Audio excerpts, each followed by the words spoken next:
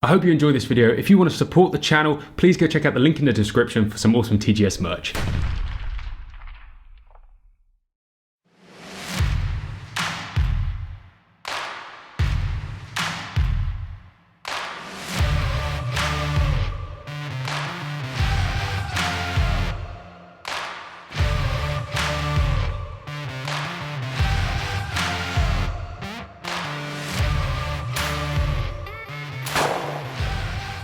Hello guys, welcome out to the shooting ground. Today we are shooting this, a side-by-side, and we're going to be talking about the differences between shooting a side-by-side and an over and under.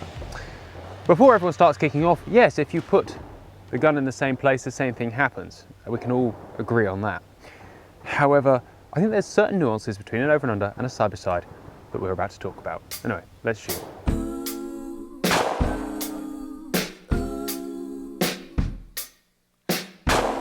So having warmed up on that one, let's talk about the differences that I find in shooting perhaps a standard driven target with a side-by-sider, first and over and under. In fact, any target. Well, firstly is I no longer shoot maintained lead.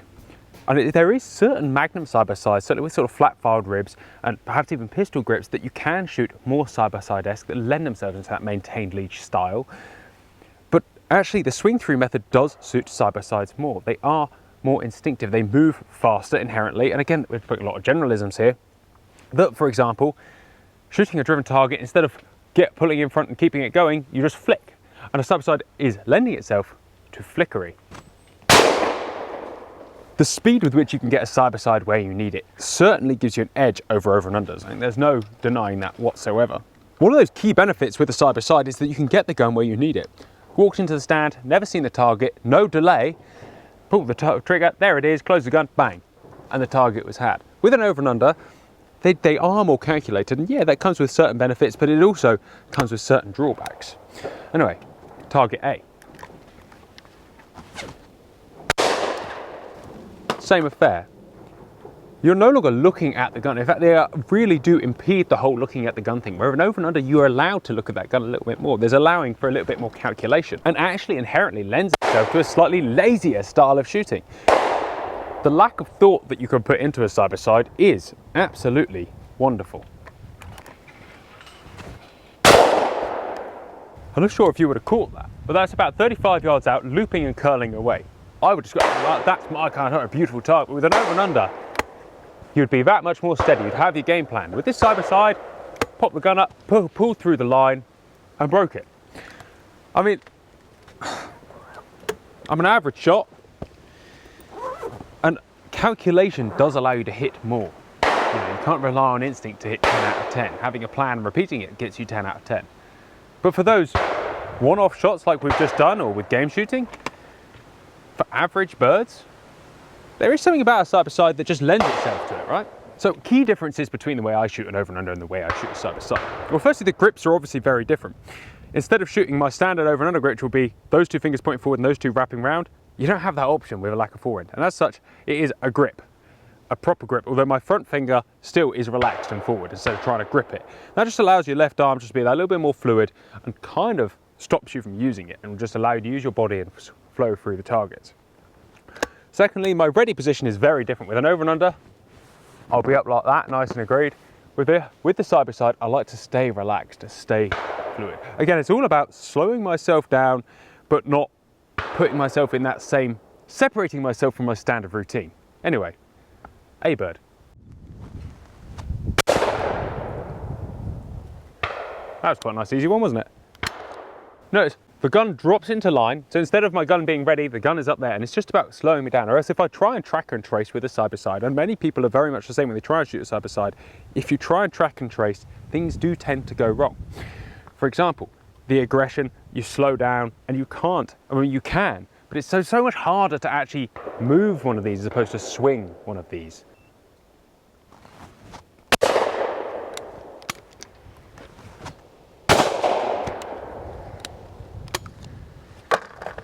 And suddenly on these long targets, I fall apart. Whereas everything's snappy with one of these, you can. Because trying to do as you would, let's turn that delay on, with an over and under and tracking and tracing is just harder.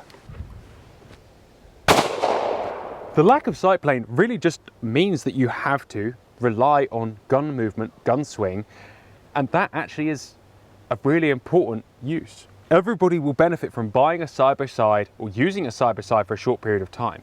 It allows you to train in a very different style, or have to train and shoot in a different style. And all of that is translatable back to your competition shooting.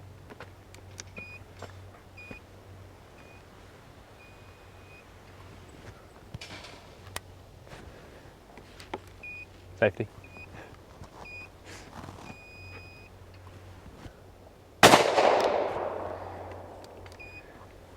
Maintain lead. Just can't get rid of it. I give up. Whereas with an over and under, I'd be absolutely murking it. And this is my problem with anything like this. That actually, and most of the reason my side-by-side stays in the cabinet 99% of the time is because when a big, longish bird comes along that has any sort of time around it, I just collapse. However, for woodland shooting, as you saw, absolutely everything. And I'm more than happy with it, you know. Anyway, let's shoot something else. Let's try and get my brain back in gear. A D-bird, in from the right.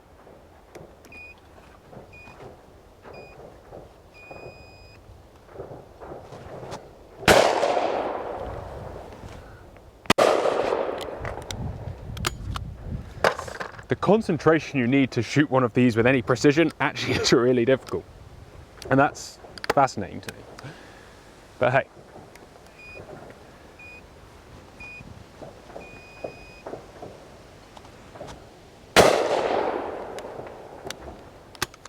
Slowing down with the side-by-side is also harder.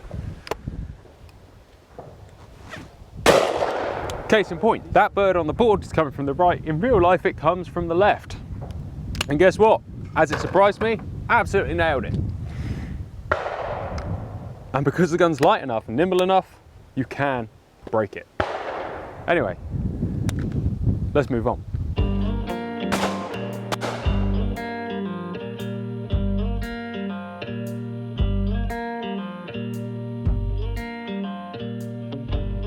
The last thing that I do actually think that a side-by-side differs for very differently for me is there is never ever a double check. You're committed by the time you start moving it, because if you stop and start moving again, although you can, they're not as fluid, you know.